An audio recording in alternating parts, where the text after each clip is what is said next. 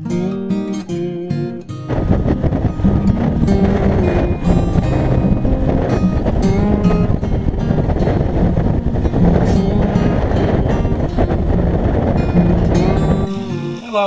and good morning from Yorkshire, England. This video is about the reasons why I bought a Royal Enfield Himalayan. One of my friends said, oh, you'll lose all your street credibility riding about on one of these. What street credibility? No, the reason I bought a Royal Enfield Himalayan is because my previous bike, I had a BMW R850R, which I absolutely loved. Lovely bike to ride.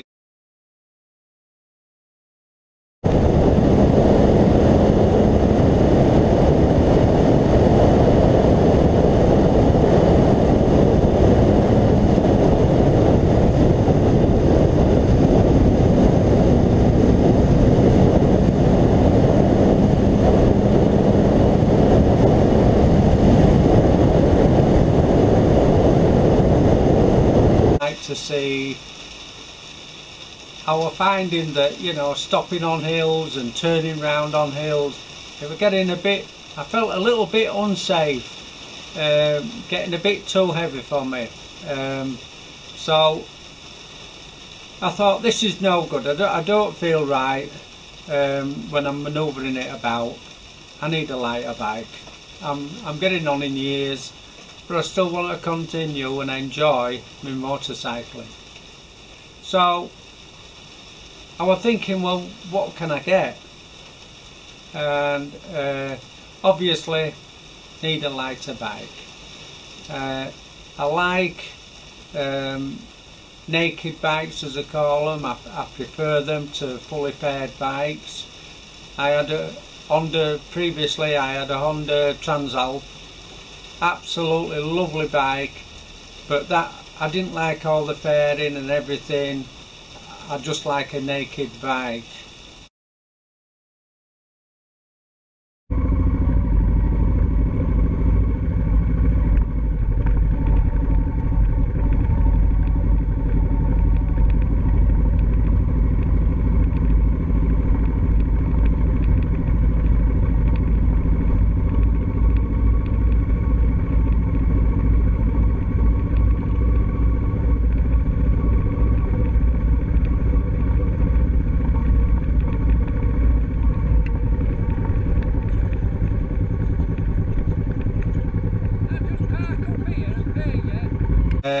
So I got to thinking, well, what other bikes have I had? What did I like? One that sprung to mind was I had a Honda XR250, single cylinder, more of an off-road bike, and I really enjoyed riding that. Wasn't very good on the road, it wasn't geared right, but it was nice and light, but like pushing a push bike about. So what other bikes did I like? I had an Honda NC 700, that was nice, lovely bike to ride, and cruised at good speeds, what have you, but again, getting a little bit heavy.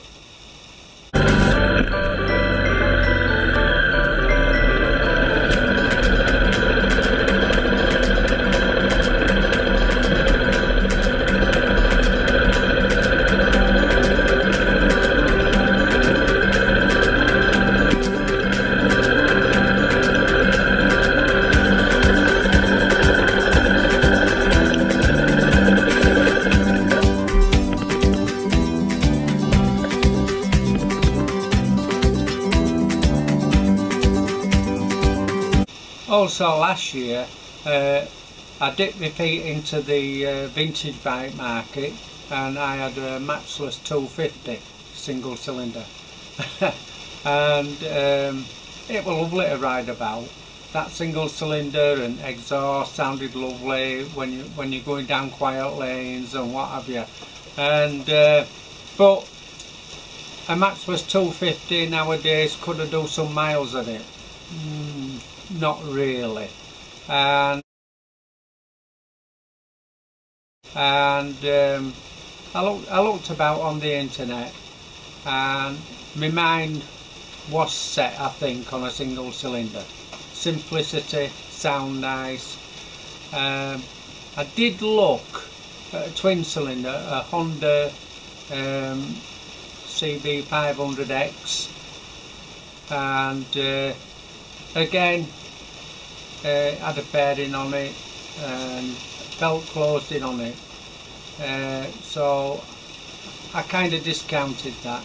Also, they were quite a bit dearer than the Himalayans, and I thought, well, the Himalayans are value for money. And I watched a few videos, like everybody has, I suppose, Itchy Boots, and one or two other videos, and I thought, well, they're certainly getting some miles under the belt, and how many miles would I want to do in a year? Probably 4,000 or 5,000 miles on a good year, you know. And because I do like touring about a bit, and I like to get out on the bike, and so I thought, I'm going to look round for a Himalayan. And I wanted a second-hand one.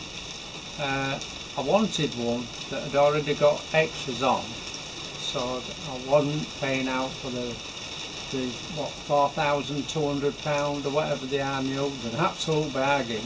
And I wasn't putting crash bars on and one thing and another. Anyway, I was looking on eBay, and there were around the 3,500, 3,600 mark or something like that, pre-owned ones. I wanted a low mileage one. Anyway, I looked on Gumtree, I couldn't believe it, there was one in Devon for £3,000. And got crash bars on, hand protectors on, one thing or another, bar risers on, just what I wanted.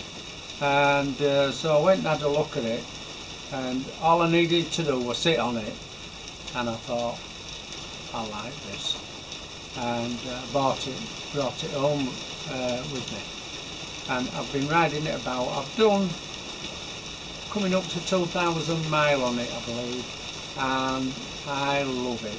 It's great. Does all I want to do. It'll cruise quite happily, 60, 65.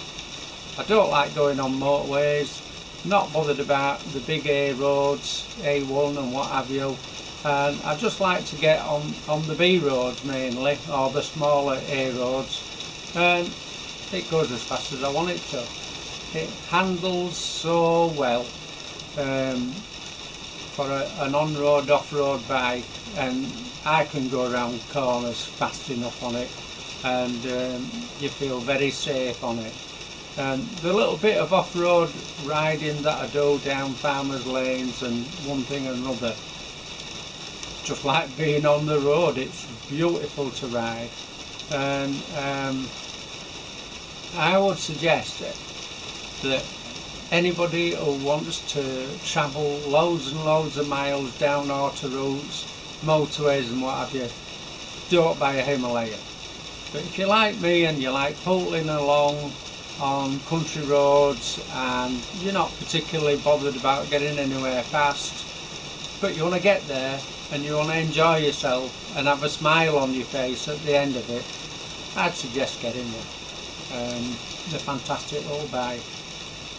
I didn't fancy the other Royal Enfields, the new ones, the classics and what have you. They look really nice, but they weren't for me. This adventure type styled bike, that's more me, and I would heartily recommend getting one if you're the same kind of rider as me and you like going on country lanes. Anyway, that's the reason that I bought a Royal Enfield, and for me it's a keeper. I hope you've enjoyed my point of view. It's only my point of view, and thank you for watching.